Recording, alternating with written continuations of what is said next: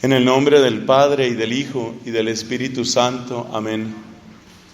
Unámonos a la oración de Jesucristo.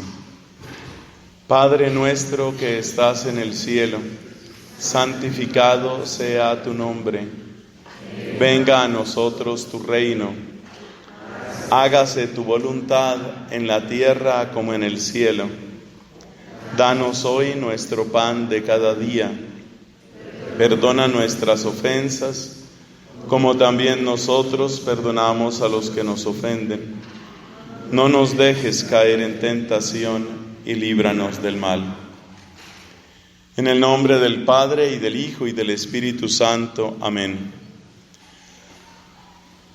Amados hermanos, la primera pregunta que vamos a hacer suena casi ridícula o irrespetuosa. ¿Cuál es la diferencia principal entre Jesucristo y Superman? Esa es la primera pregunta, la que abre nuestra reflexión en esta noche. En mi juventud, en mi adolescencia, una de las películas que más me impresionó fue la de Superman. Ver todo lo que podía, la fuerza que tenía, la resistencia ante los ataques y sobre todo su sentido de justicia, la diferencia entre lo bueno y lo malo, con mucha frecuencia rescatando a personas débiles, inocentes, de las fuerzas del mal. Eso es grandioso. Después de esa película que vi, alcancé a ver 2 películas de Superman. Después de esas películas han salido muchas más. Incluso algunas películas que creo que pueden causar confusión. Por ejemplo, Superman peleando con Batman. Creo que eso puede causar confusión. Y creo que esa confusión no es gratuita. Creo que es parte de una gran conspiración de la cual no hablaremos ahora. Pero sí, eso también tiene un propósito. En síntesis, Superman está en las manos, está en el poder de nuestra imaginación. Podemos hacer con Superman lo que queramos si pagamos los derechos de autor o los derechos de usar ese nombre o esa franquicia. Superman es una franquicia. Si pagas el dinero que corresponde, puedes decir lo que quieras de Superman, que se casó, que se divorció, que volvió a su planeta, que siguió, que dio vueltas, que se volvió malo, que se emborrachó. Puedes contar lo que quieras de Superman. Superman está bajo el poder de tu imaginación. Hay personas que han querido tratar a Jesucristo como a Superman. Es decir, contar las historias de Cristo, lo que les viene a la cabeza dicen sobre Cristo. Se apoyan en cualquier tipo de literatura, pero sobre todo se apoyan en su imaginación para decir cosas sobre Cristo. Por ejemplo, decir que Cristo en realidad no murió en la cruz, o que Cristo no resucitó, o que Cristo en realidad era de la India, o que lo que aprendió lo aprendió del budismo, cualquier cosa. Es decir, es el proceso de supermanizar a Cristo, volver a Cristo un objeto de la imaginación, como un Superman. Observemos que Cristo, ese Cristo que es fruto de la imaginación, es tan inofensivo como es Superman. Si yo voy por las calles de Bogotá, o de Lima, o de Santiago, o de el DF en México, yo no espero que salga ningún Superman. Yo sé que tengo que defenderme con mi prudencia, con mis armas, o con la policía, si funciona la policía. Eso es lo que yo tengo. O sea que yo distingo perfectamente lo que es el mundo de los deseos, el mundo de la imaginación y el mundo real. Y el mundo real significa que ahí no tengo ningún Superman. Por supuesto, en la medida en que Cristo se convierte en un objeto de la imaginación que nosotros creamos, modelamos, a veces lo hacemos parecido a un líder sindical, a veces lo hacemos parecido a Kung Fu, a veces lo hacemos parecido a un actor o a un filósofo. En la medida en que Cristo queda en las garras de nuestra imaginación, nos sentimos cómodos con Cristo porque ese Cristo no nos cuestiona, ese Cristo no nos incomoda, ese Cristo no nos pide grandes cosas, pero el precio que se paga es muy alto. Ese Cristo tampoco tiene cómo salvarnos, ese Cristo no tiene nada que ver con la vida real. Hay una gran cantidad de obras ya desde tiempos antiguos que han hablado de Cristo de una manera imaginativa. Han imaginado muchas cosas sobre Cristo. Este no es un fenómeno reciente, pero en estos últimos tiempos, los avances en la tecnología del entretenimiento y de la comunicación hace que el efecto se multiplique muy rápidamente, el efecto de lo que algunos imaginan de Cristo. Creo que solo tengo que mencionar un par de casos. Por supuesto, un fenómeno de literatura que va declinando. Tal vez el autor ya recibió suficiente dinero, el que quería o se cansó de decir esas cosas.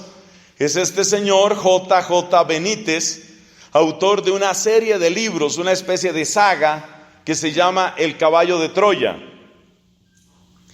Centenares y centenares de páginas hablando sobre Cristo, una historia alternativa de Cristo. Esa historia alternativa ha sido vendida abundantemente y la mayor parte de los compradores, no hay la menor duda, son bautizados católicos. Son católicos que se han sentido, podríamos decir, insatisfechos con la sobriedad de los relatos bíblicos. Se han sentido insatisfechos con esa manera tan limitada que tiene la Biblia de contar las cosas, y para darle alas a su imaginación, para poblar su cabeza de todo tipo de imágenes, entonces recurren a las historias truculentas, a la narrativa adictiva que tiene un hombre como J.J. Benítez. De manera que J.J. Benítez toma a Cristo y lo supermaniza, es decir, lo vuelve como un Superman. Para él, para J.J. Benítez, las historias de Cristo son historias de lo que tú te quieras imaginar, más o menos con algunas evidencias absolutamente discutibles que no tienen ninguna seriedad, pero no importa la seriedad, realmente tampoco importa la verdad. Lo que importa es esa otra verdad que se registra en la caja registradora. Es la caja registradora la que importa ahí. Es el dinero que va entrando, y lo que a mí más me duele, y es uno de los motivos principales de esta predicación, es que esa caja registradora que lleva unos cuantos centavos, o yo me imagino que más dinero que eso por cada ejemplar a J.J. Benítez, esa caja registradora la alimentan católicos. La única comparación que yo puedo hacer es como una persona que se empezara a inventar historias puercas, historias sórdidas sobre mi familia, por ejemplo, sobre un ser tan querido como es la mamá. Entonces una persona se empieza a inventar porquerías sobre mi mamá, las pone por escrito, se vuelve rico, y yo voy y le pago y le compro esos libros. Eso es lo que estamos haciendo con Jesucristo. Eso es lo que está sucediendo con obras como El caballo de Troya, porque los que han pagado esos libros han sido principalmente católicos. Tenemos después el caso de otra obra que ustedes, algunos ya me han oído varias veces sobre temas parecidos, seguramente ya se imaginarán cuál es evidentemente el Código de Da Vinci. El Código de Da Vinci presenta una imagen tan absolutamente deformada sobre Jesucristo, tan absolutamente repugnante, que lo menos grave es la manera como plantea la relación, que ya es una blasfemia lo que dice, la relación entre Jesucristo y María Magdalena. Tal vez es lo más escandaloso, pero eso no es lo más grave. Lo más grave de todas estas imaginaciones sobre Jesucristo, lo más grave de toda esta manera de hablar sobre Cristo, es que nos desvía de la verdad. O sea, lo peor no es la mentira que te dicen, lo peor es la verdad que no te dicen. Porque claro, duele mucho para quienes amamos a Jesús, para quienes hemos encontrado vida nueva en Él, para quienes hemos sentido el llamado de entregar todo lo que somos por Jesucristo. Nos duele en el alma que se hable así. Pero el principal problema no es ese. El principal problema no es la mentira que te dicen, por asquerosa y por blasfema que sea esa mentira. El principal problema es la verdad que no te dicen. Y por eso, la gran pregunta es: ¿qué podemos hacer para acercarnos a esa verdad? Para lo cual tenemos que responder algunas preguntas. Por ejemplo, tenemos que responder de dónde salieron esos textos bíblicos y tenemos que responder cuáles son esas luces que nos pueden conducir a una verdad sobre quién es el Señor Jesús. Por supuesto, eso es lo que estamos sugiriendo con el título de esta predicación. Cuando hablamos de 4 potentes luces hacia Jesucristo, yo me imaginaba como 4 reflectores que nos dan la percepción bastante completa de quién es el Señor. Pues esos 4 reflectores, esas 4 luces potentes, abundantes, son las luces propias de los evangelistas. Y esas 4 luces son las luces de los 4 evangelios. Entonces, nuestra pregunta se traduce de esta manera: ¿por qué tantas personas sienten una especie de pereza casi invencible para acercarse a la Biblia? ¿Por qué la Sagrada Escritura para muchísimas personas permanece como un libro cerrado, como un libro sellado? ¿Qué hay en esa palabra que no termina de fascinarnos, que no termina de encantarnos? ¿Qué pudiéramos hacer? Hoy en la oración, aquí, mientras pedíamos sobre todo el Espíritu, yo le pedía eso al Señor, que sea el Señor el que haga algo en tu corazón y en el mío, para que nosotros demos ese paso, que es minúsculo, porque es el paso para ir hasta tu biblioteca o para abrir la aplicación en tu celular o en tu tableta, dar ese paso para acercarnos a esa palabra. ¿Por qué? ¿Por qué tenemos esa resistencia? ¿Qué hay en nosotros que muchas veces hace que pasemos tanto tiempo buscando explicación a nuestra vida por otros caminos, buscando solución o salvación por otros lados? A veces damos unos rodeos tan grandes, pero tan grandes, antes de acercarnos a la sencillez fascinante, luminosa de la palabra de Dios en los evangelios. Esa pregunta tenemos que abordar, pero aquí conviene recordar un poco qué son los evangelios. Entonces, el orden que vamos a seguir a partir de este momento, damos por terminada una introducción. El orden que vamos a seguir es responder a 3 preguntas. ¿Qué son los evangelios? ¿Qué son? ¿Son biografías? ¿Qué son? Segundo, ¿por qué nos cuesta trabajo abrir la Biblia? No eres el único. Si eres de los que tiene Biblia y no la abre nunca, si eres de los que tiene la aplicación y miras cualquier otra cosa menos esa aplicación, esa parte te puede interesar mucho y a mí también. Entonces, primero, ¿qué son los evangelios? Segundo, ¿por qué nos cuesta trabajo acercarnos a los evangelios? Y tercero, ¿por qué 4 evangelios? ¿Cuál es un poco la peculiaridad de cada uno de esos evangelios? Esas son las 3 partes de nuestra enseñanza en este día. Y así queremos acercarnos a esas 4 potentes luces. Porque repito, a veces damos grandes rodeos, muy grandes rodeos, para descubrir lo que con tanta sencillez y hermosura está dicho ahí en la palabra de Dios. Entonces empezamos con la primera pregunta. ¿Qué son los evangelios? A primera vista podríamos decir, como ya lo sugerí, que son como una especie de biografía. Encontramos que por lo menos en el caso de Mateo y de Lucas, se nos habla del nacimiento, alguna palabra sobre la infancia, luego lo que Cristo hizo, luego cómo murió, luego los discípulos dicen que resucitó, y bueno, es más o menos ese relato. Se parece mucho a una biografía. Si miramos una biografía de Napoleón Bonaparte, o si miramos una biografía de la reina Victoria, pues vamos a encontrar algo parecido. Nació, creció, hizo lo que hizo y después murió como todos morimos. Pero de inmediato nos llama la atención que si bien es cierto que Mateo y Lucas nos presentan algo sobre la infancia de Cristo, resulta que Marcos no. Marcos empieza su evangelio contándonos el bautismo del Señor, y ahí ya Cristo es adulto. Y el evangelio de Juan es todavía más misterioso. El evangelio de Juan empieza con una introducción que ni siquiera pertenece a esta tierra. Nos habla de lo que sucedió antes de toda creación. Nos dice, en el principio ya existía la palabra, y la palabra estaba con Dios, y la palabra era Dios. Y luego nos dice que todo fue hecho por medio de la palabra. O sea que si Marcos se pasa un poco en el sentido de que empieza con el bautismo del Señor ya adulto, Juan la saca del estadio porque se va hasta antes de la creación del universo.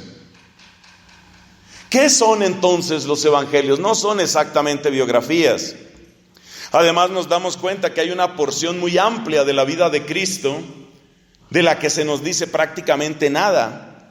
Está el acontecimiento de la pérdida y hallazgo de Jesús en el templo, cuando tenía como unos 12 años de edad, y después de eso no tenemos más noticias, y luego Lucas nos dice que el Señor tenía cerca de 30 años de edad cuando empezó su ministerio.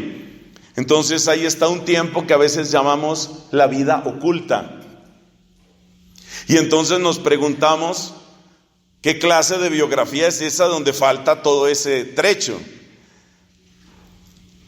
En realidad, esa ignorancia nuestra es la que aprovechan algunos charlatanes para decir, ese fue el tiempo en el que Jesucristo se fue a aprender de los Vedas allá en la India, o aprender en el budismo, o aprender de los zoroastrianos, o cualquier otra cosa.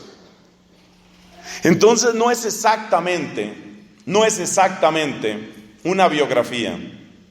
Por otra parte, si nos damos cuenta, los días finales, las horas finales de Cristo y las palabras finales de Cristo tienen una importancia inmensa en el conjunto del escrito. Por ejemplo, Marcos tiene 16 capítulos y desde el capítulo 14 se empieza a hablar de la pasión de Cristo. Es decir, que casi un 20% del evangelio está dedicado prácticamente a 48, 50 horas, un poco más. O sea que los acontecimientos de la pasión están claramente subrayados. Todo lo que tiene que ver con la pasión de Cristo es especialmente importante.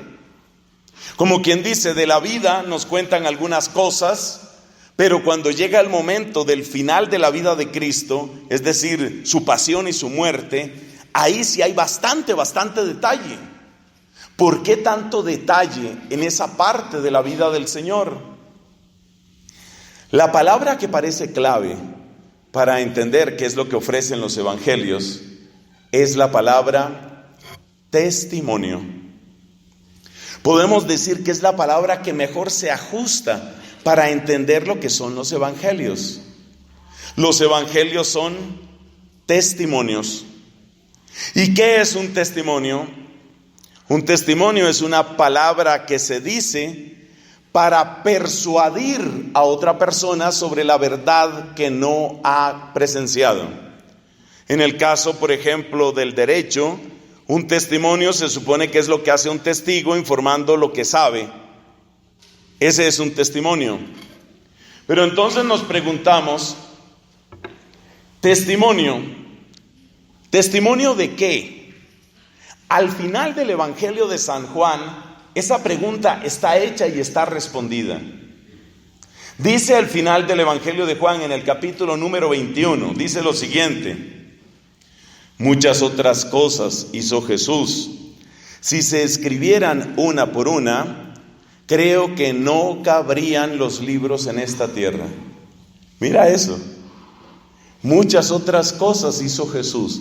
Claramente los evangelios son una selección de lo mucho que hizo Jesús y de lo mucho que dijo. Muchas otras cosas hizo Jesús. Si se escribieran una por una, creo que no cabrían los libros en esta tierra. Así dice el Evangelio de Juan, capítulo 21.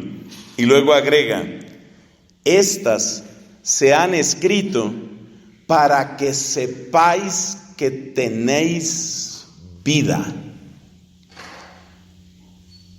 Es decir, este es un testimonio que nos está contando un acontecimiento, o con la palabra que le gusta al Papa Benedicto, un encuentro. Los evangelistas nos están contando lo que sucede cuando uno se encuentra con Jesucristo, como persona o como comunidad. ¿Qué sucede cuando te encuentras con Jesucristo? ¿Qué trae este Cristo? Y la palabra que nos ofrece San Juan es la palabra vida. Vas a encontrar vida. O sea que cada uno de los evangelistas es como si nos estuviera diciendo: yo he encontrado vida, he encontrado una nueva vida, la he encontrado en Jesucristo, y esa nueva vida yo quiero compartirla contigo. Esa misma idea aparece en otro texto. Como me gusta que hay gente tomando sus apuntes, eso siempre me hace feliz. Esa misma idea aparece en otro texto, en la primera carta de San Juan, en el capítulo 1, ahí aparece esa misma idea. ¿Cómo se dice ahí? Lo que existía desde el principio. Así empieza la primera carta de Juan. Lo que vimos con nuestros ojos, lenguaje de testigo. Lo que tocaron nuestras manos, no es simplemente un maestro, es una persona, su carne es real, la encarnación es verdad. Lo que tocamos con nuestras manos, lo que vimos con nuestros ojos, lo que oímos acerca de la palabra de vida, porque la vida se ha manifestado. Eso os lo venimos a anunciar. Primera carta de Juan, capítulo 1. Eso os lo venimos a anunciar para que estéis en comunión con nosotros. Y esta nuestra comunión es con el Padre y con su Hijo Jesucristo. Por ahí vamos entendiendo qué es lo que quieren los evangelios. Entonces podemos escribir, no se me desanime, hay que seguir escribiendo. Ahí podemos escribir que los evangelios no quieren en primer lugar darnos una información. Lo que quieren darnos es una vida nueva. No es simplemente informarnos. Si a nosotros nos cuentan, por ejemplo, la fecha de nacimiento del filósofo Immanuel Kant, si a nosotros nos cuentan la fecha de Waterloo, si a nosotros nos cuentan la fecha en que fue publicado el manifiesto comunista, todo ese es conocimiento que llega a nosotros, es información. Pero lo que dicen estos textos no es simplemente información, es vida. La descripción que te puedo hacer es como una persona a la que le ha sucedido algo extraordinario, transformante. Es más que transformante. Porque cuando hay algo transformante, como que lo mismo que estaba, simplemente cambió su forma. Es lo que significa transformar. Pero lo que nosotros creemos, lo que nosotros afirmamos es mucho más que eso. Lo que afirman los evangelistas es: yo he sido hecho de nuevo. He encontrado una vida nueva, la he encontrado en Jesucristo.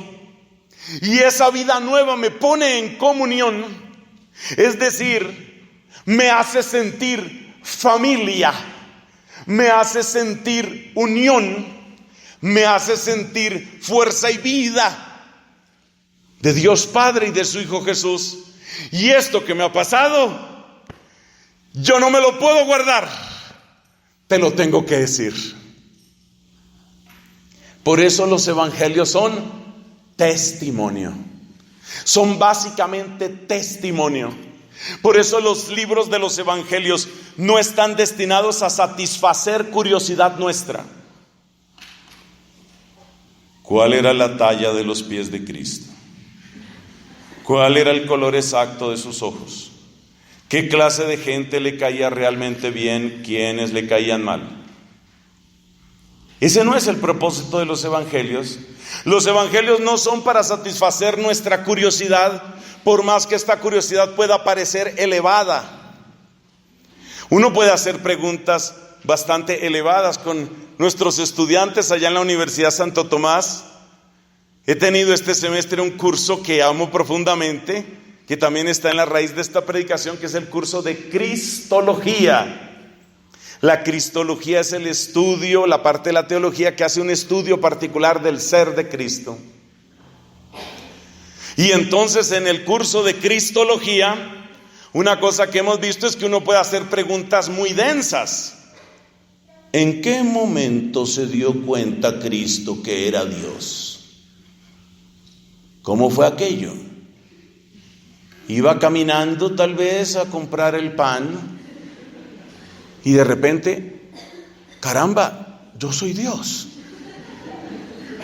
Uno puede hacer preguntas densas que tienen cierto aire de importancia, de profundidad o de espiritualidad. Pero el principal propósito de los evangelios no es comunicar una idea, sino comunicar una vida. Ese es el principal propósito.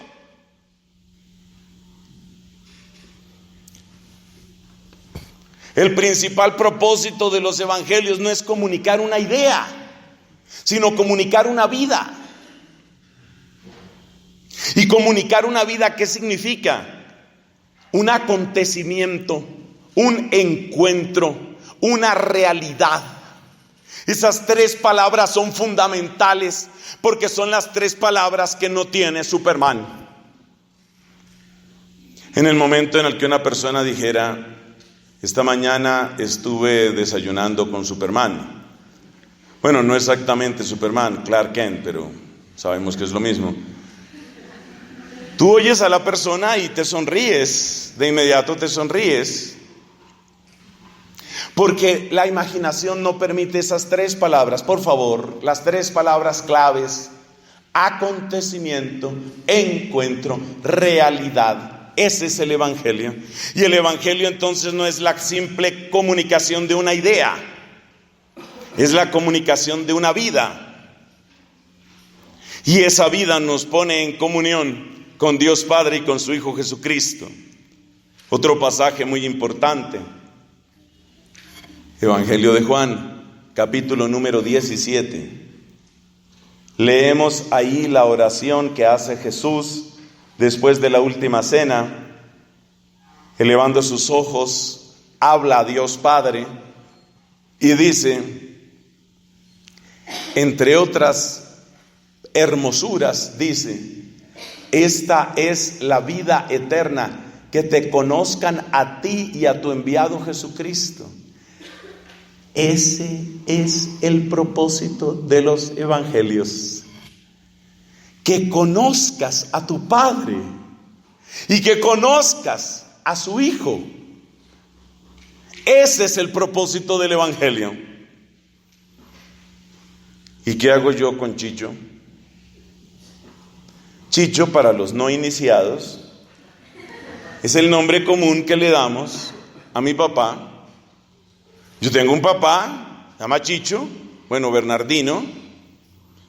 Su nombre oficial es Bernardino.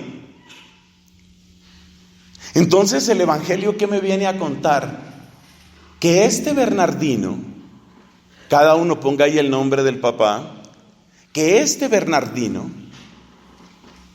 Era solo, con el debido respeto, era solo la primera aproximación, la primera y lejana aproximación, o sea que no era tan aproximada, el primer boceto de lo que significa mi papá.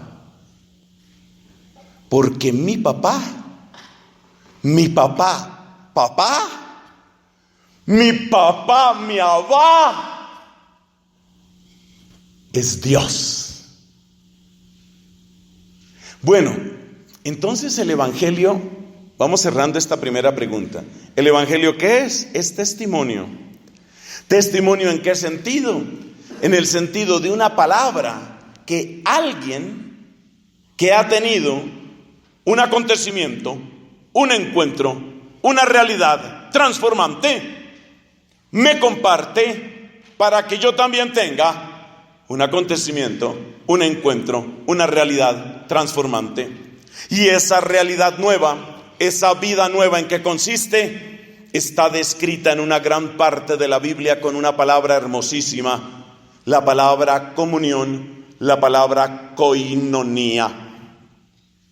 Koinonía, comunión, ¿qué quiere decir? Quiere decir eso que implica una unión sin barreras.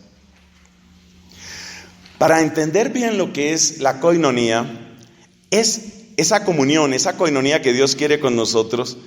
Es hermoso pensar en tantos ejemplos que conocemos de comunión entre personas humanas.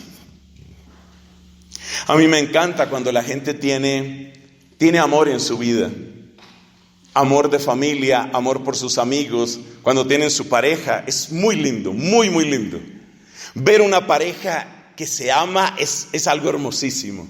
Es algo hermosísimo porque van haciendo un camino y esa unión entre ese hombre y esa mujer es una unión que va mostrando esta palabrita, comunión.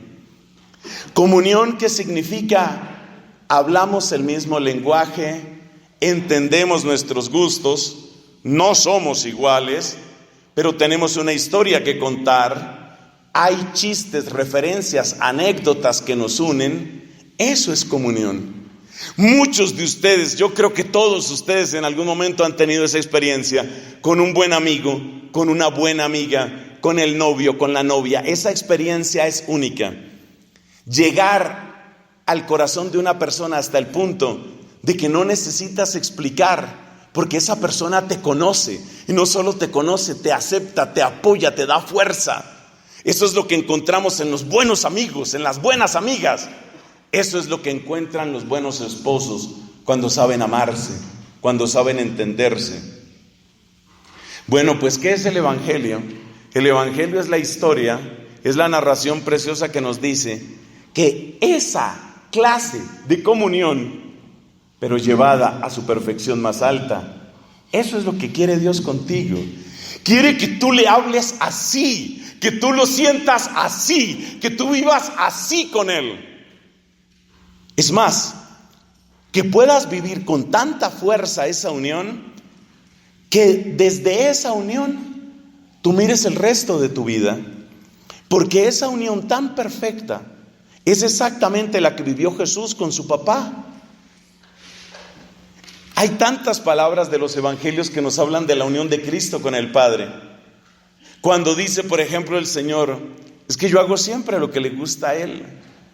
O cuando dice, es que todo lo de mi papá es mío. La manera como Jesús habla, Jesús un hombre, un adulto. Y la manera como Jesús habla es como la de estos niños que están aquí, bendito sea Dios, fíjese, atentos, juiciosos. Hoy sí trajeron los niños más atentos de la ciudad, qué lindo. Eso que siente un niño, ¿tú has visto el entusiasmo de un niño, especialmente de un niño pequeño, que siente, mi papito sabe todo, mi papito puede todo, mi papito, yo al lado de mi papito nada malo me puede pasar? Esa es la relación que Cristo quiere que nosotros tengamos con Dios Padre. Pero hay una diferencia. Resulta que ese niño pequeño luego crece y empieza a darse cuenta, mi papito hay cosas que no sabe. Ya lo he pillado en algunas mentiras, ya lo he pillado en algunos errores, ya lo he pillado en algunas incoherencias. Mi papito ya no es mi héroe. Y en un momento dado entra en una grave crisis de adolescencia y dice, mi papá no sabe nada.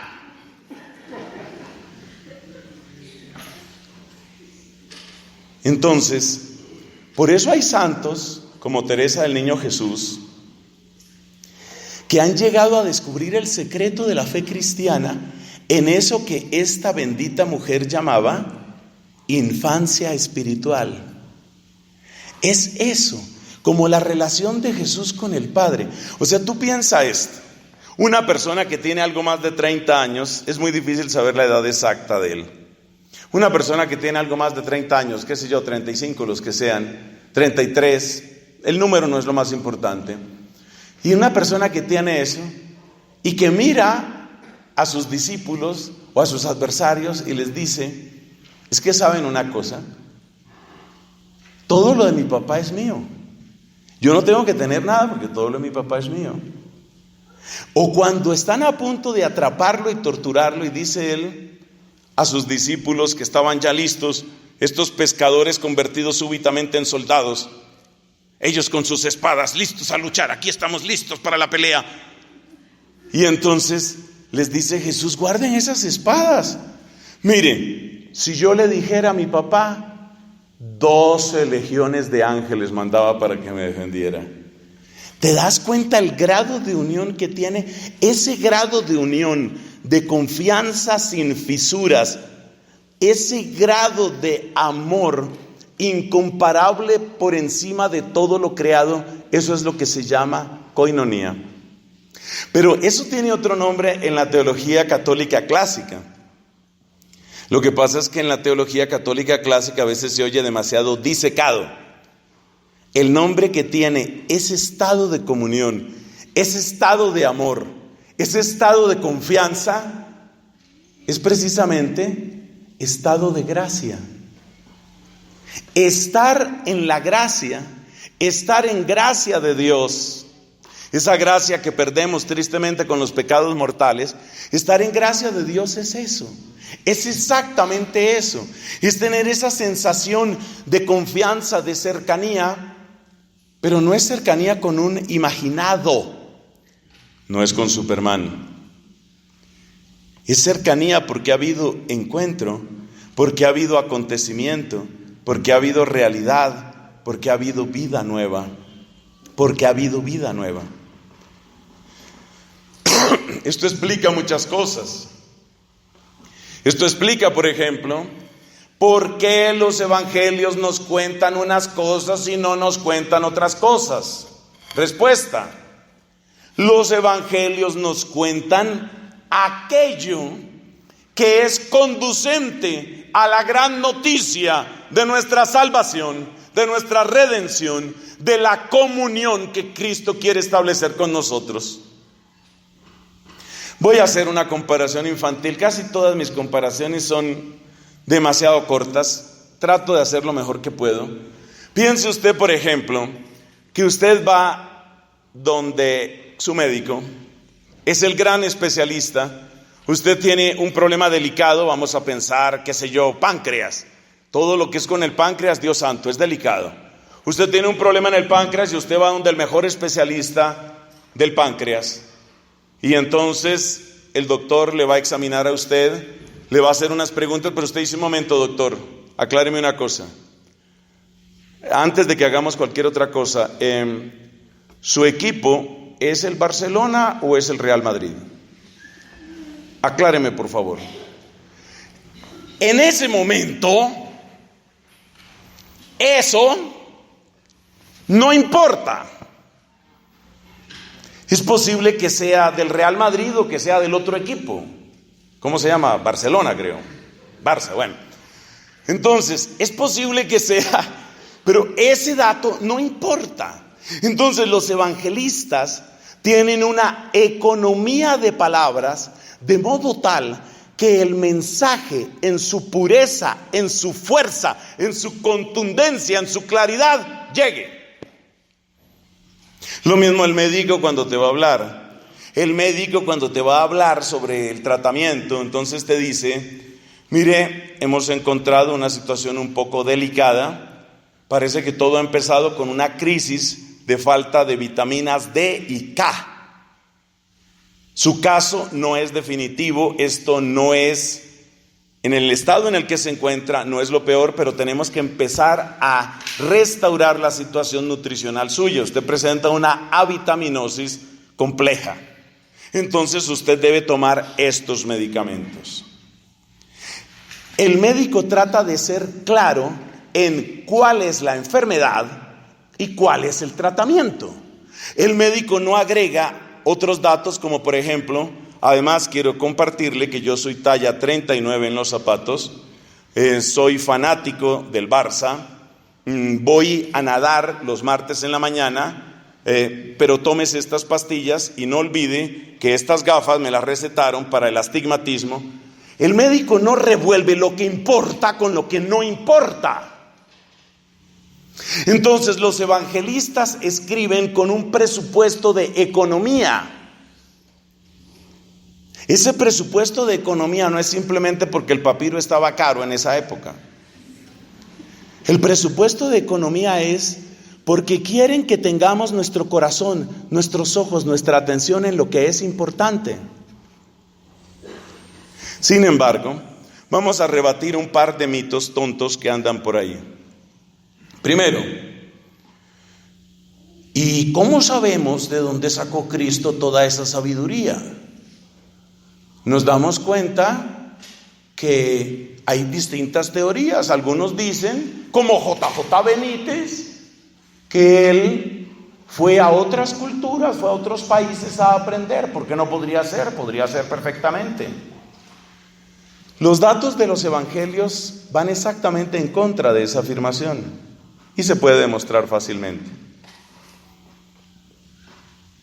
Cuando Cristo, según cuenta el capítulo 6 de San Lucas, va a predicar a su pueblo, a Nazaret, sus paisanos se extrañan, sus paisanos se escandalizan. Los de Jerusalén, los de Nazaret, lo oyen predicar y dicen: ¿y ahora? Míralo. ¿Y este dónde sacó todo eso? Si Cristo si hubiera desaparecido años y hubiera vuelto, esa extrañeza no tendría lugar. Lo que les produce extrañeza a ellos, ¿qué es? La extrañeza que ellos tienen es fruto del hecho de que lo conocen bien. Por eso pueden mencionar cuál es el oficio que tiene, es el hijo del carpintero. Por eso pueden mencionar sus hermanos, como los llama ese pasaje, pero ya sabemos que hermanos significa parientes en muchos pasajes bíblicos. Entonces por eso mencionan, bueno, y sus hermanos y sus hermanas, como quien dice, nosotros lo conocemos muy bien, y este no es el tipo que nosotros conocemos.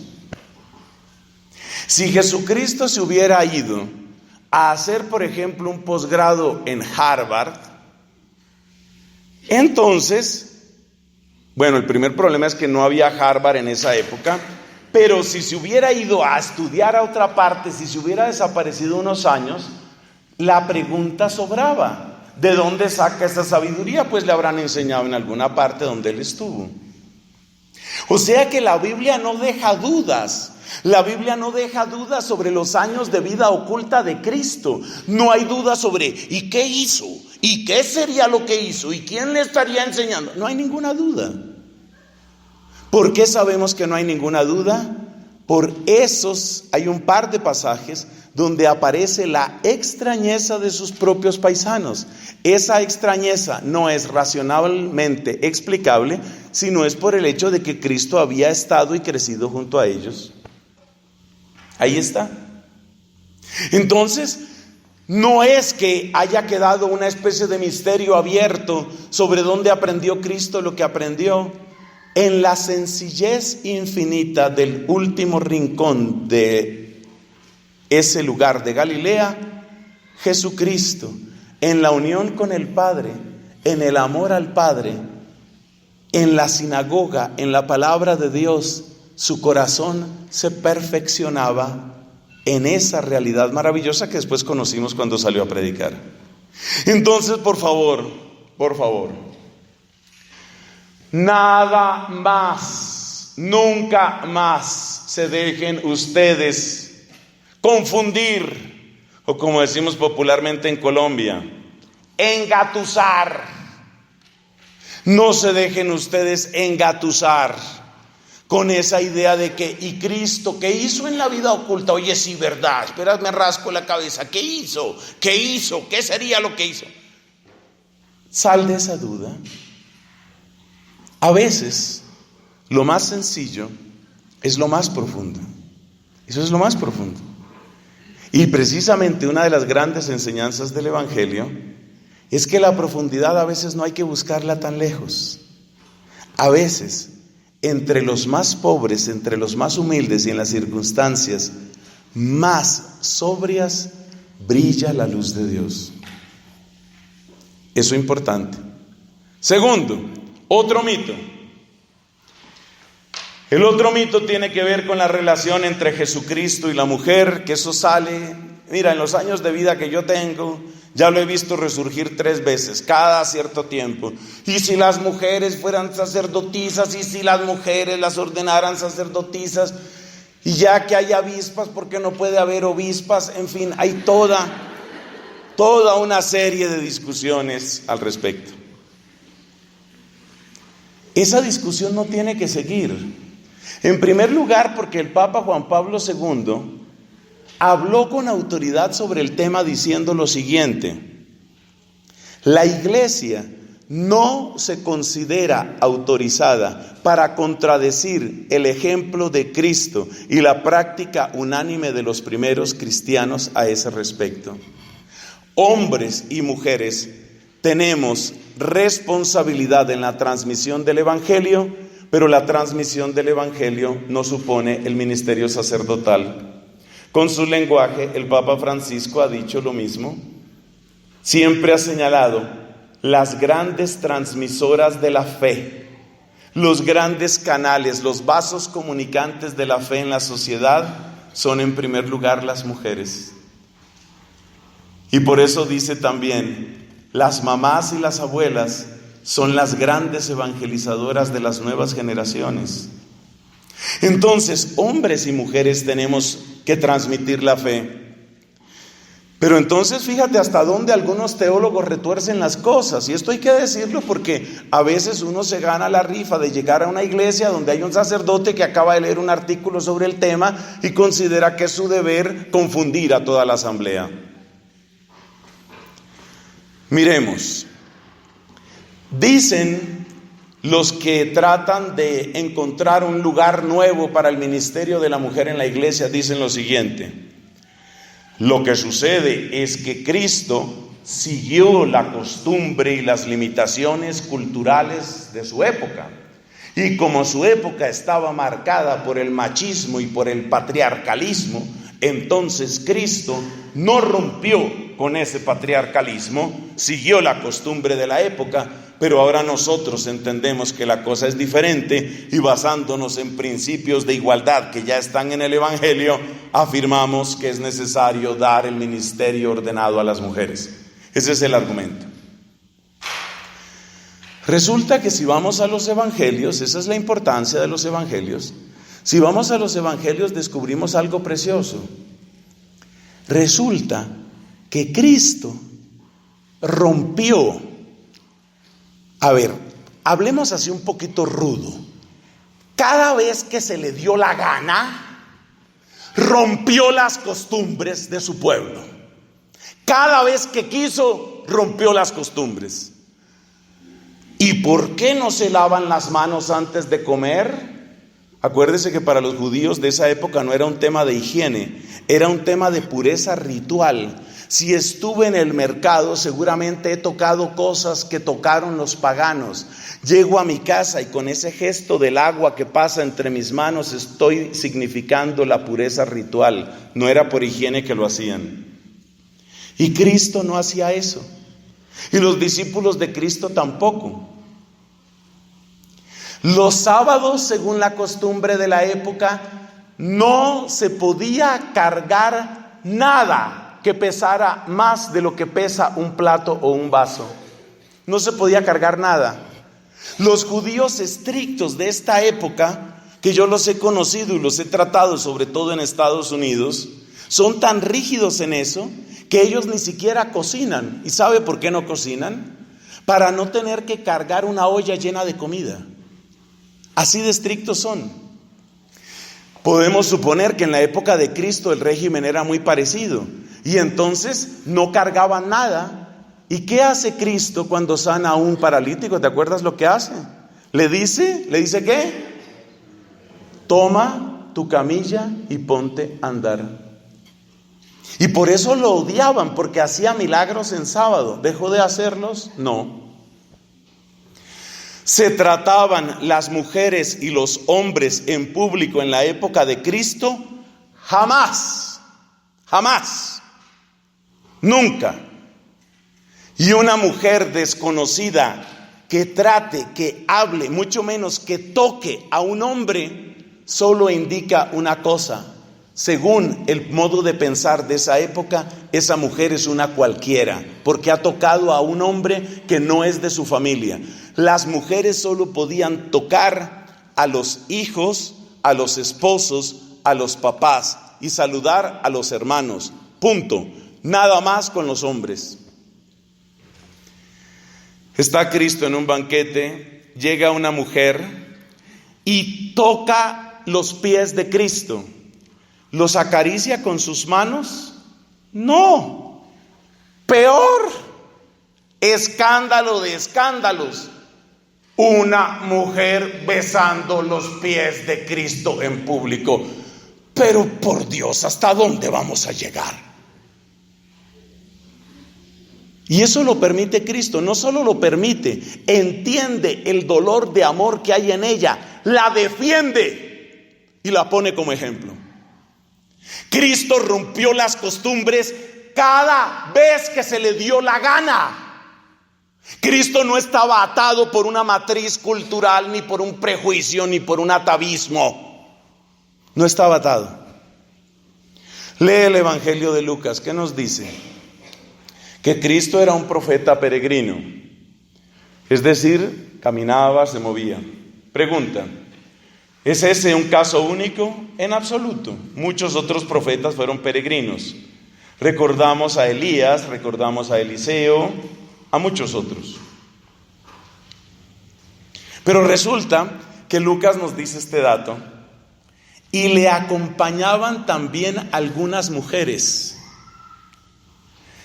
Revise usted de por Dios todas y cada una de las páginas del Antiguo Testamento y busque el caso de un profeta que se deje acompañar de una mujer.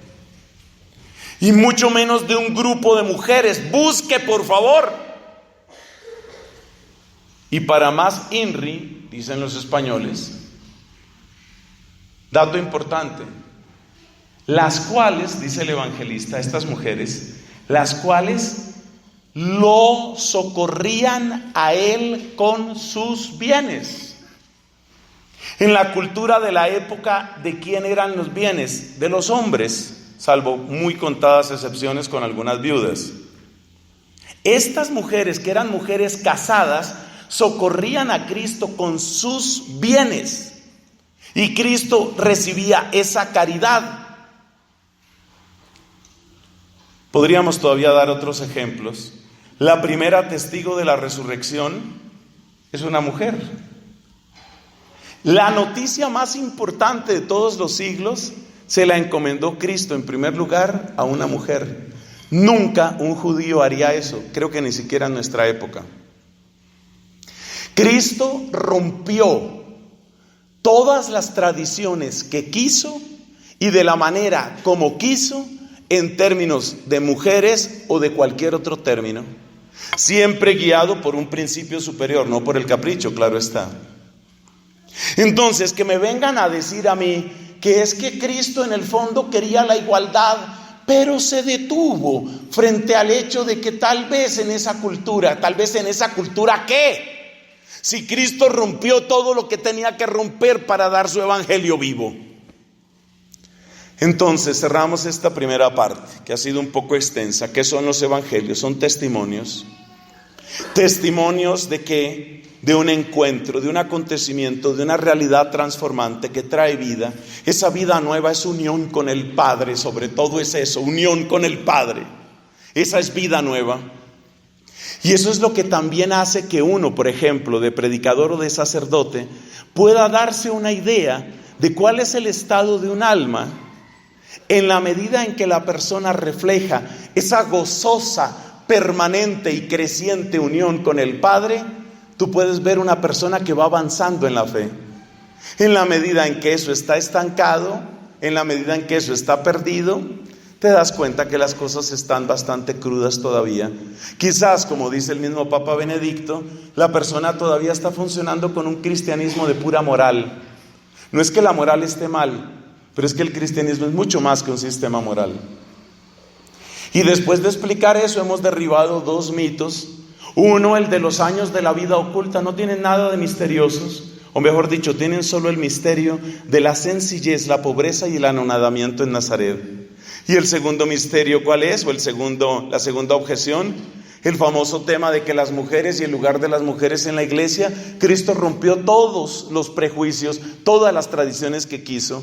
Y si Él, que obró de una manera tan consecuente y tan libre sobre toda libertad, desde esa libertad Él ha querido que sus apóstoles sean varones, hay una razón para ello. Y eso es lo que ha obedecido la iglesia desde el principio. Y por eso dice San Juan Pablo II, nosotros no somos dueños del sacerdocio. El sacerdocio no es una moneda que está en el escritorio del Papa y que Él la puede dar a quien quiera.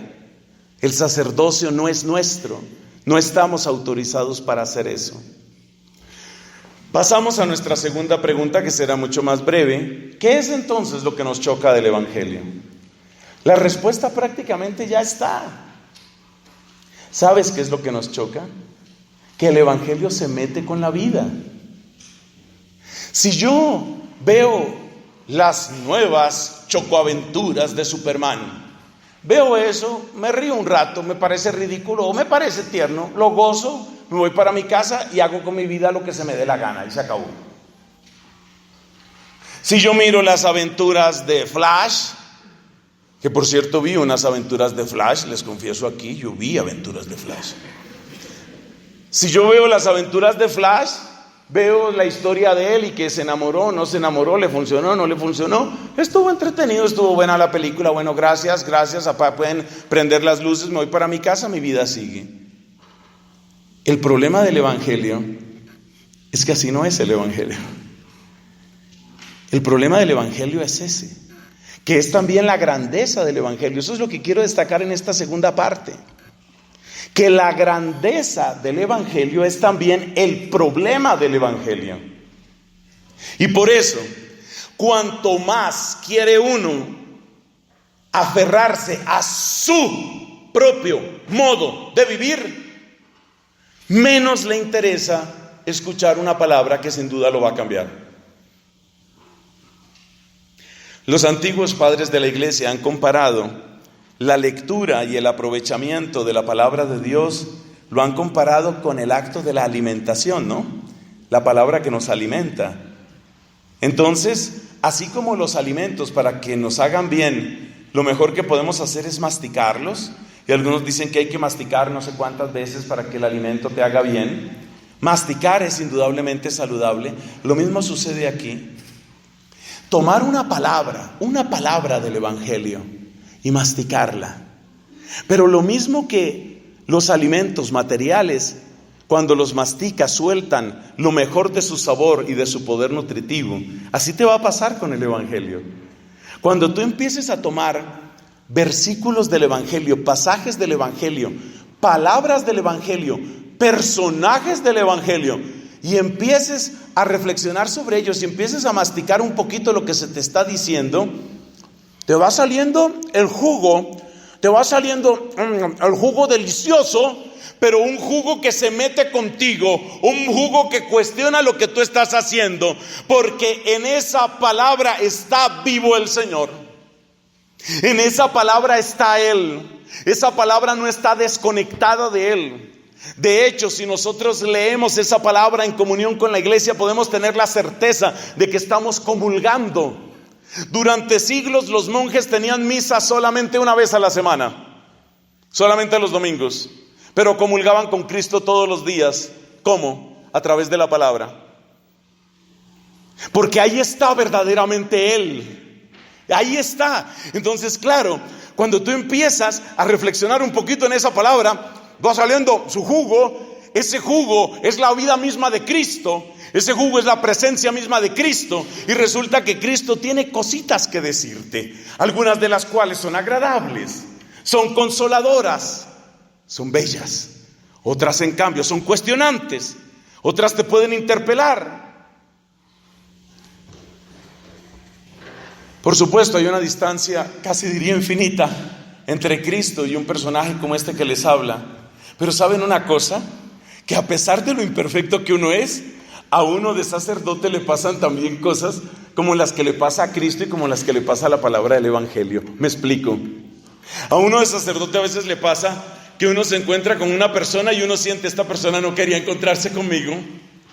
Y se están encontrando con un ser humano, pecador como soy yo. Pero sin embargo hay veces que la gente se encuentra con uno y tiene esa espontaneidad y te miran a los ojos y quieren darte un abrazo. Pero otras veces se encuentran contigo y forzaditos, hola padre, ¿cómo está? O mejor dicho, no me diga, hasta luego. Es decir, a ver, ¿cómo me deshago de ti? El santo cura de Ars decía que así tratamos a veces a la Eucaristía. Un par de palabritas y me deshago de ti. Entonces, eso es lo que nos detiene del Evangelio. Que en el Evangelio está el señorío de Cristo. Que en el Evangelio está la fuerza de Cristo. Y por eso son tan poquitos los que se atreven a someterse a la fuerza del Evangelio. Incluso, es verdad que Dios nos puede hablar por otros caminos. Entonces hay gente que dice, mira, no es tan complicado. Dios te habla en la hermosura de un amanecer. Dios te habla en el canto de un arroyo. Dios te habla en el vuelo de un mosquito. Bueno, ese casi no lo dice nadie. Pero, es decir, bonito, sí, bonito. Y es cierto, Dios te habla en la naturaleza. Pero hay una cosa que no suele suceder con la naturaleza. Y es que muy pocas veces cuando tú estás contemplando esa rosa preciosa, la rosa te interpela, te cuestiona. En cambio, la palabra de Dios, sí. Porque Él está vivo en esa palabra. Y esa palabra, wow, esa palabra golpea. Esa palabra está hecha para transformar, está hecha para limpiar. En el capítulo 15 de San Juan, dice el Señor, ¿saben? Ustedes están limpios. Yo los he estado limpiando con las palabras que les he dicho. O sea, esas palabras por dentro van haciendo su obra, van limpiando, te van haciendo distinto. Entonces, uno tiene como una especie de instinto de conservación malentendido. ¿Qué quiero decir con eso? No quiero que me cambien. Entonces yo sé que si oigo demasiado, eso me va a cambiar. Y hasta está justificado ese temor, porque efectivamente esta palabra tiene un poder muy grande. Permítanme recordarles solamente dos ejemplos. Uno muy famoso es el de un hombre llamado Antonio, natural de Egipto. Nosotros lo conocemos como Antonio Abad, el primero de los grandes monjes católicos en la antigüedad. Estamos hablando de mediados del siglo III. Él era un muchacho, tenía unos 18, 19 años, cuando entró una vez a la iglesia. Y él, quién sabe qué pensamientos traía en su cabecita, pero resulta que ese día la predicación contenía estas palabras del Evangelio. Y dijo el Señor, si quieres ser perfecto, ve, vende lo que tienes, dáselo a los pobres y luego ven y sígueme. Y comenta San Atanasio, que es el que escribe la biografía de San Antonio Abad, comenta San Atanasio: y entonces Antonio, como si aquellas palabras hubieran sido pronunciadas únicamente por él, fue y vendió todo y regaló sus bienes a los pobres, que no eran pocos bienes, y se dedicó a una vida de penitencia, caridad y oración. Así empezó el primero de los grandes monjes de nuestra Iglesia Católica a mediados del siglo III. Ese es el poder de la palabra. Aquellas personas que se han dejado impactar, que se han dejado herir por la palabra. Les voy a dar otro ejemplo que es así conmovedor. Es que, como decimos, me eriza. Esta es una mujer, una religiosa, pertenecía a una comunidad educadora. La educación es una labor muy noble, nadie lo niega. Y esta mujer un día está frente al sagrario y se acuerda, o mejor dicho, el Espíritu Santo trae a su memoria una palabra de la Escritura. Mirando al Cristo que se encuentra encima del sagrario, ella siente como si ese Cristo le estuviera hablando en ese momento. Y ese Cristo le recuerda, y ese Cristo pronuncia esa palabra que está en la Biblia, una de las 7 últimas palabras de Cristo en la cruz. Esa palabra es: tengo sed. Y esta mujer, que después todos la conocemos con el hermoso nombre de Teresa de Calcuta, esta mujer siente que Cristo dice esa palabra, pero la dice desde el crucifijo, la dice desde el sagrario y la grita desde la Biblia. Y ella ya no puede esconderse de esa palabra, porque ese es el poder del Evangelio. Ya ella no puede esconderse. Y esa palabra la atraviesa. Cristo, mi amado Cristo, tiene sed.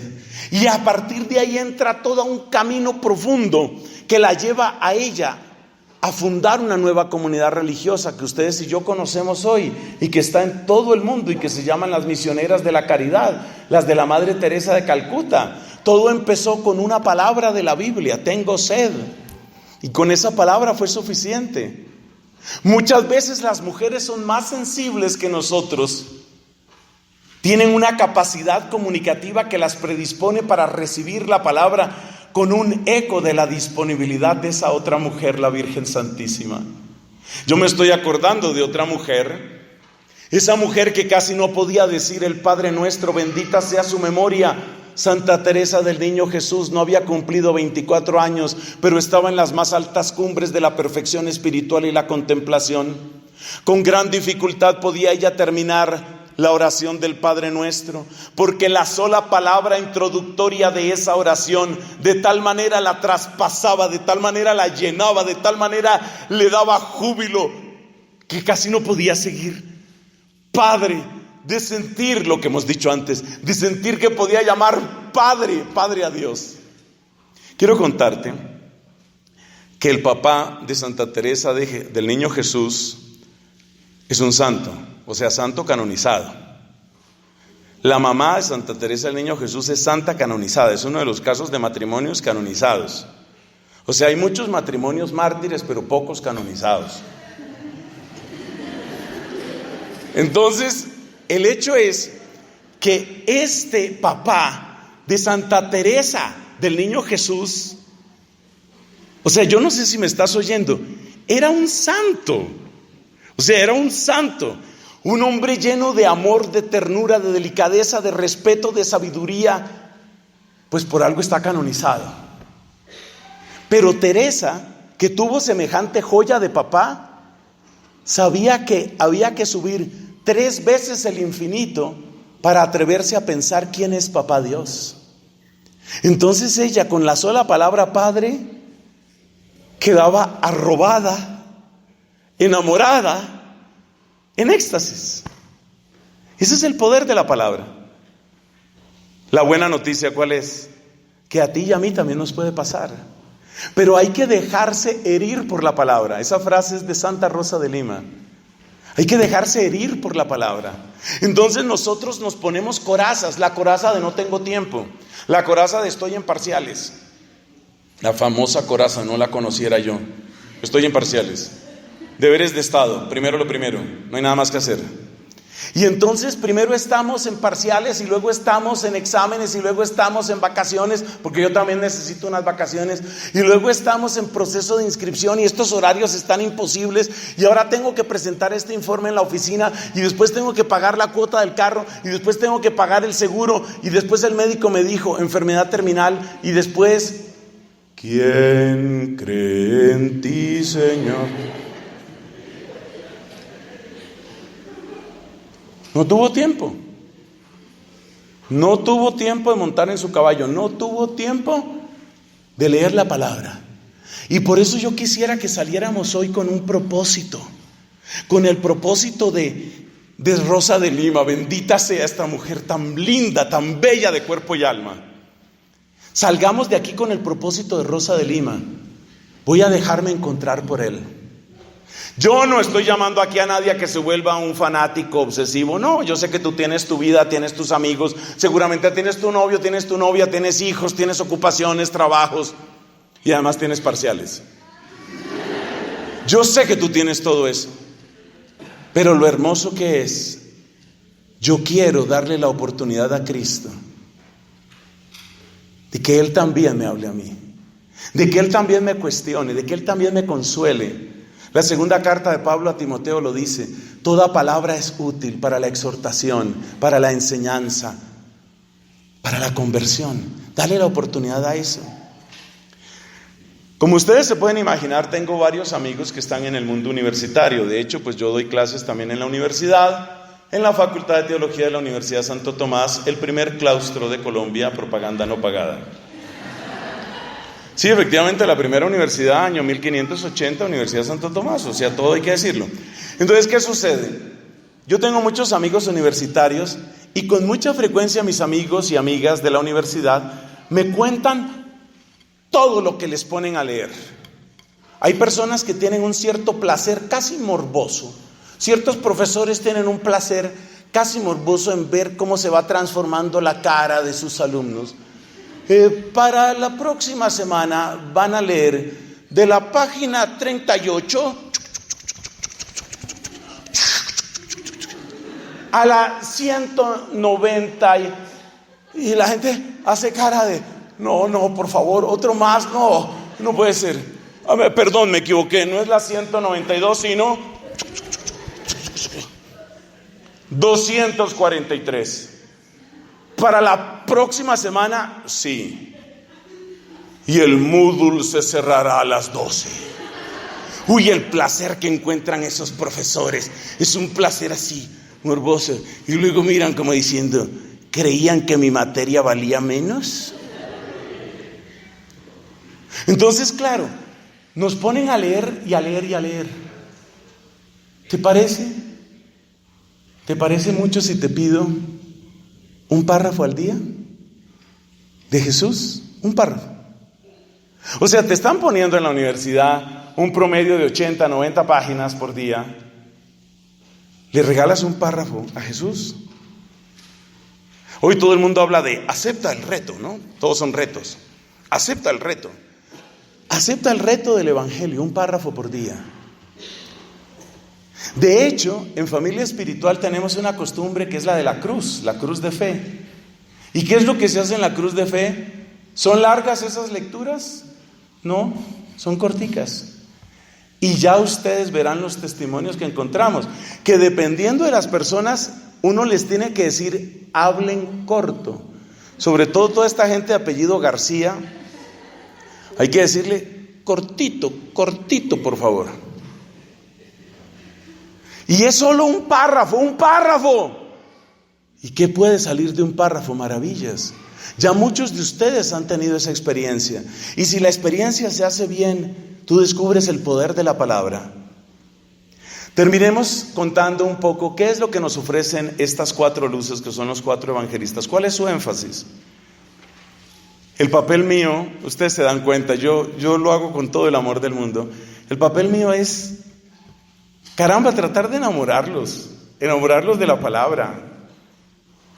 No esperen, por favor, a que llegue su tía evangélica. No le tienen que esconder la cédula a la tía, por cierto. No esperen que llegue su tía evangélica y le diga: pero es que mira, como dice Juan capítulo 3, y en ese momento la señora católica abre los ojos y dice: oh, revelación, nunca nadie me había hablado de la Biblia. Esos evangélicos, ellos sí. Por eso te lo estoy diciendo aquí. Por eso te estoy diciendo en el nombre de Jesús y con el poder de su Espíritu: enamórate de la palabra, que sea hábito santo de tu vida todos los días.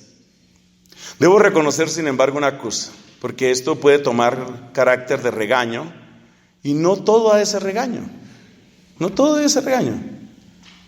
Debo reconocer que cada vez más personas están tomando la bendita, la sana costumbre de hacer una reflexión, por ejemplo, con estos libros que traen las lecturas de la misa para cada día.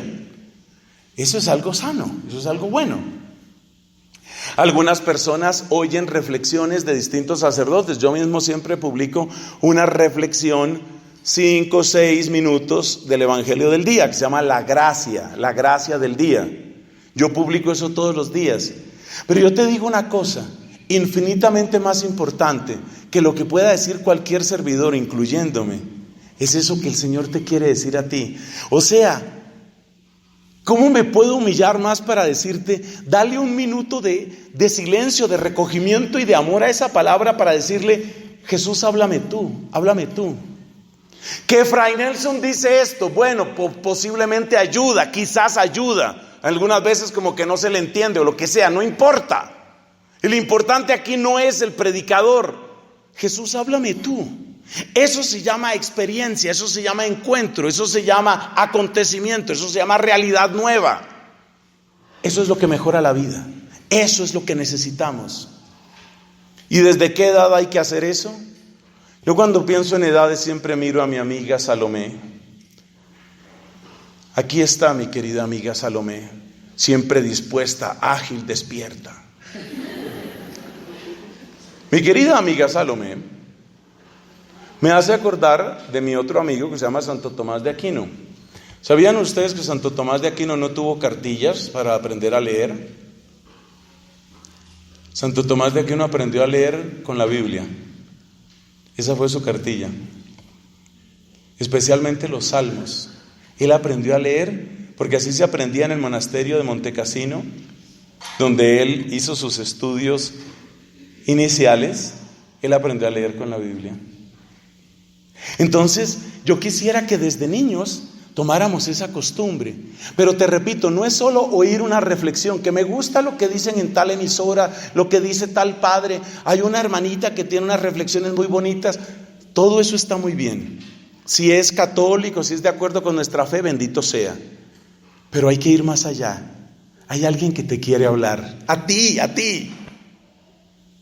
¿En qué enfatizan los evangelios? Y con esto terminamos. Mateo.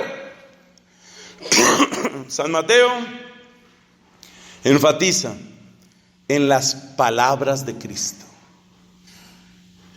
sus discursos, la hermosa, inexplicable, asombrosa sabiduría de sus palabras, que parece condensar todo lo mejor del Antiguo Testamento, mientras ya nos regala un poquito del perfume del cielo. Ese es San Mateo. Su énfasis principal, los discursos de Cristo. La colección más completa de palabras de Cristo está en el Evangelio de San Mateo.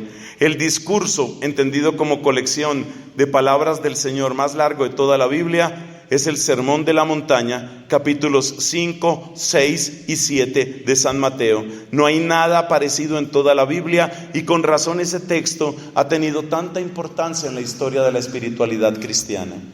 San Mateo, las palabras de Cristo, sus discursos. Segundo, Marcos. Marcos enfatiza en las obras de Cristo, lo que Cristo hace. Cómo Cristo, cuando roza una vida, ya la cambia. Cómo Cristo transforma la oscuridad en luz. Cómo Cristo es señal inequívoca de esperanza, especialmente para los que están más alejados, para los que se sentían excluidos. Énfasis de Mateo, palabras. Luego le voy a pedir la lección. Énfasis de Marcos, las obras. Las obras. ¿Qué nos cuenta San Lucas? ¿Qué es lo propio de San Lucas? Podemos decir que San Lucas, que ha sido llamado el evangelista de la humanidad de Cristo, nos permite conocer el corazón de Jesucristo, sus afectos, sus actitudes, su manera de ser. Es precioso para conocer el corazón del Señor. Entonces, las palabras de Cristo, las obras de Cristo, el corazón de Cristo. ¿Y qué nos enseña San Juan, al que hemos citado tantas veces en esta reflexión? El misterio de Cristo. Han sido comparados estos evangelistas, han sido comparados con distintos animales, de los cuales el más importante en cuanto a la altura de su pensamiento es San Juan, que ha sido comparado con un águila. Se remonta por encima de la mayoría de las aves y a veces parece que es capaz de fijar sus ojos en el mismísimo sol. Juan nos ayuda a asomarnos al misterio infinito de Cristo, el evangelista infinito, San Juan. Entonces, ¿qué nos ofrecen los evangelios? Nos ofrecen a Cristo, nos ofrecen la posibilidad de encontrarnos con Él. Son 4 potentes luces que nos ayudan a descubrir la verdad de Cristo, porque Cristo no es Superman, porque Cristo no es un objeto de nuestra imaginación, ni es lo que quiera hacer Hollywood para arrancarte el dinero. Ay, qué dolor me dan los católicos que regalan el dinero a los enemigos de la fe. Ya no más eso, por favor. Entonces ya sabes, Mateo, sus palabras; Marcos, sus obras; Lucas, su corazón; Juan, su misterio. ¿Por dónde es recomendable entonces empezar a leer los evangelios? Si además de lo que me ofrece la iglesia con su liturgia, yo quisiera hacer una lectura completa de los evangelios, ¿cuál es la recomendación? Siempre se recomienda, empieza por Marcos. Empieza por Marcos, que es más corto y que sobre todo te pone en contacto con el poder de las obras de Cristo. Empieza por Marcos. Luego toma las palabras del Señor, luego sumérgete en su corazón y luego asómate a su misterio. Es decir, el orden recomendado es Marcos, Mateo, Lucas y Juan. Que la palabra del Señor, nos dice San Pablo en la carta a los Colosenses, que la palabra de Cristo habite entre vosotros con toda su riqueza, así se cumpla por la misericordia del Señor. Gloria al Padre, al Hijo y al Espíritu Santo.